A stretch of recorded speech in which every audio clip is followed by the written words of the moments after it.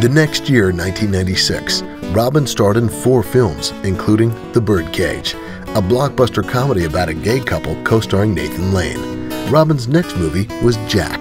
He reluctantly accepted the role that, like Mork, was a boy in a man's body. I haven't done homework since like the 3rd grade. Oh, your dog must be pretty full. Yeah, right? Robin was willing to risk typecasting in order to work with director Francis Ford Coppola. He's the perfect choice mainly because he's a serious actor and a fine actor, but you know, a lot of people think that, oh, Robin is a kid. He's childlike, but he's not childish. He has a whimsy and a sense of fun about him, and that's like a kid. Williams' other 2 films of 1996 were completely different. A period thriller called The Secret Agent and William Shakespeare's Hamlet.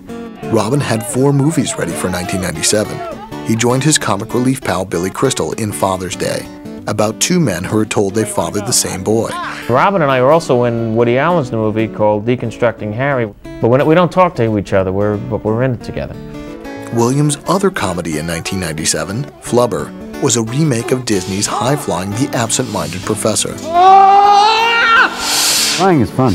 It's only uncomfortable when they put you in the pants the first time and you realize, and then once you're in the air, it's a blast.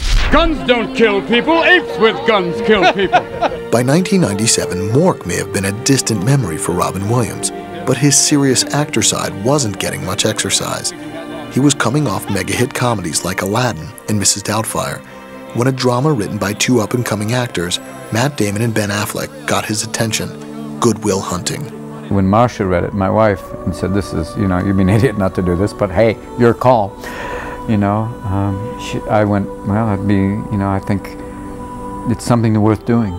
Robin won an Oscar for his supporting role in Good Will Hunting, and the film did well financially. But winning the Oscar didn't exactly steer Robin on the continued road to success.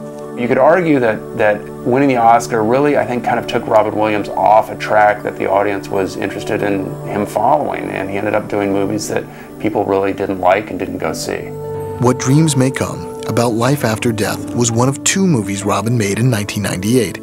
And although not a hit, it did give Robin the chance to work with fellow Oscar winner Cuba Gooding Jr. Working with him, I'd do it a rat second. You know it's true, Cuba. Show me the honey, you know what I mean. He was so vulnerable, so very vulnerable in this stuff. Personally reaching down, and he set the tone for the movie. Later in '98, Robin mixed laughs with pathos for Patch Adams, playing a doctor who believes laughter is the best medicine. I was trained as an actor at Juilliard, so that helped. But for me, the comedy is always the great release. I mean, that's the fun. The other part, the acting, I mean, the drama, if you will, that just comes along with it. I mean, every day you get to have both. Why not do it in a film? Patch Adams took in more than $130 million. While promoting the film, Robin was invited to place his hands and feet in cement at Grauman's historic Chinese theater in Hollywood. For today's ceremony, Mr. Robin Williams. In the cement, Robin wrote the phrase Carpe Diem, seize the day, which had been his motto in Dead Poets Society. But while Patch Adams was successful, Robin's 2 movies for 1999 weren't. The first, Jacob the Liar, about a Jewish ghetto in Nazi-occupied Poland, was also produced by Williams and his wife. The second, Bicentennial Man, was an expensive sci-fi fantasy directed by Chris Columbus. Set. Action. Robin turns in an amazing performance, and I can't think of anyone else who could have done as great of a job. It is nice to make movies for children. My kids are here tonight. It'll be interesting. They're the ultimate critics. Little fading scars, all these need to be incorporated into your design. Robin reunited with director Steven Spielberg in 2001 to provide the voice of Dr. No in AI. But then he decided to explore his dark side with 3 films that audiences didn't know how to take. In Death to Smoochie, he plays a kid's show host who goes off the deep end. In 1 Hour Photo, an obsessed photo lab technician. And for Insomnia, he plays a murderer. I think people come in expecting, oh, that nice man. Oh, he's so cuddly. Oh, the one with the boy. He's got a child spirit. Yeah, the bad seed. Give me that medal. Tanya Harding in daycare. And it's that kind of frightening switch that I think they see it played, and then all of a sudden they see this kind of very normal-looking character do these bizarre things, and it just gets under the radar better, I think. Run, you bastard! Fellow Academy Award winners Al Pacino and Hilary Swank co-star in Insomnia. The paradox of those two, like Al's really serious and, you know, really concentrate, and Robin, you know, his way of concentrating is to be able to be loose and to be able to make people laugh and to be able to entertain and at any moment. And I think that that's actually his way of concentrating. Insomnia filmed in British Columbia. Robin followed with a sci-fi thriller, Final Cut. He plays a cutter, someone who edits memory implants in human beings. Always the right hand.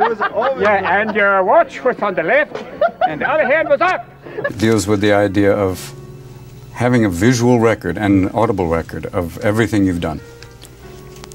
Many people, and politicians especially, would not want this. OJ, your call. You know, and who would have access to it? And you can only access the chip once you're dead. It's put in utero. It's kind of womb to tomb. Mommy don't dance. In The House of D, he's an artist living in Paris who returns home to reunite with family and friends. House of D filmed in Paris and New York. Next, Robin voiced one of the metal characters with personality in the animated feature Robots. It's the animators too. For me, the great thing is I give them a voice and then they go way beyond that. Same thing with Aladdin. I would start with something and then they would just go. Because all of a sudden I think they realize the gates are open, let's get through before they notice. This is Count Rory von Broken Zipper. Robots was another animated hit for Robin. Then, Robin had 6 releases in 2006. RV was a poorly reviewed comedy about a dysfunctional family going on a road trip.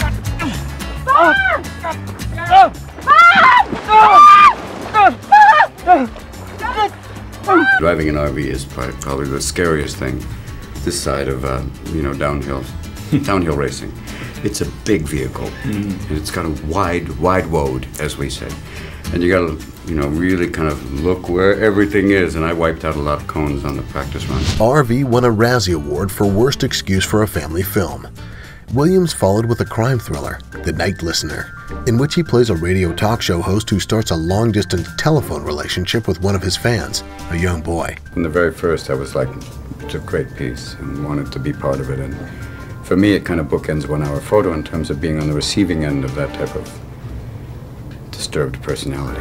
Next, Robin returned to family films with Everyone's Hero, about a boy who has a chance to make a difference. Everyone's Hero didn't make the same kind of splash as Robin's other animated film in 2006, Happy Feet. This comedy about an emperor penguin who can tap dance won an Academy Award.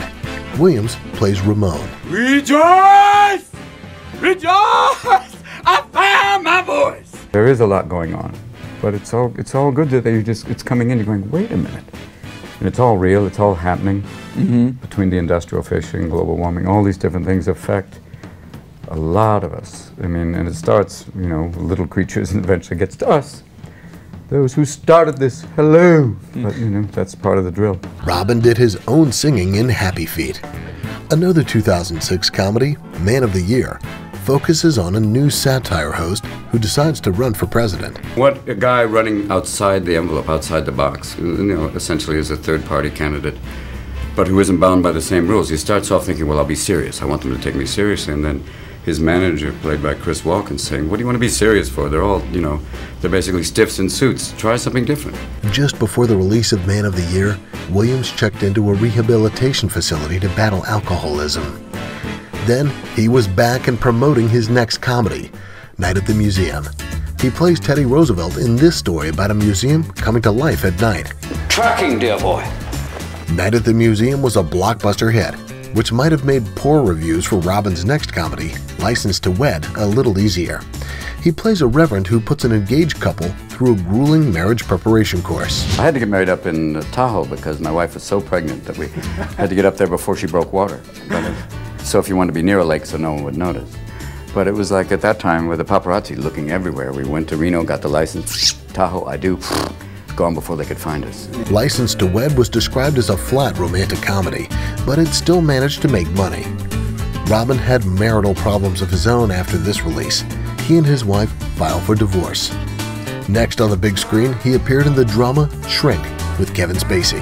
And he worked with Ben Stiller and Owen Wilson in the blockbuster comedy sequel, Night at the Museum, Battle of the Smithsonian. He really was very physical. There's no recordings of his voice, except for one kind of old kind of...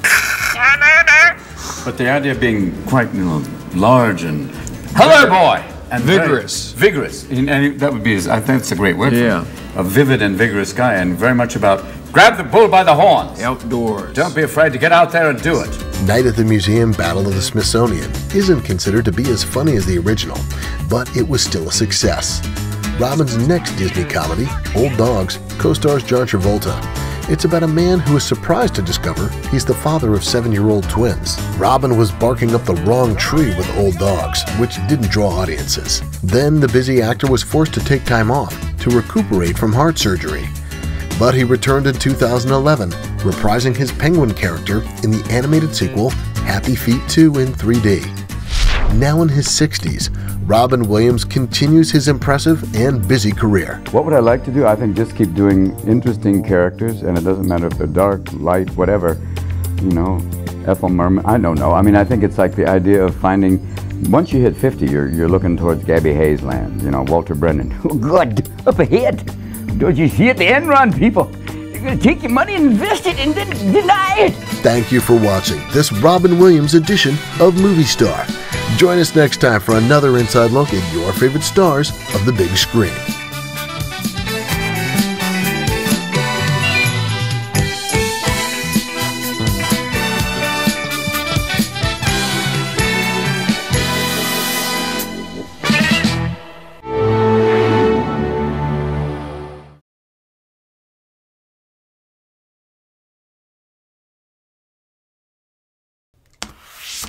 I love working with Robin. It's fantastic. Robin and I both went to Juilliard, so we have a similar background and training, and there's just sort of an unspoken understanding when you run across someone who has the same training background as you do. There's never a dull moment on the set.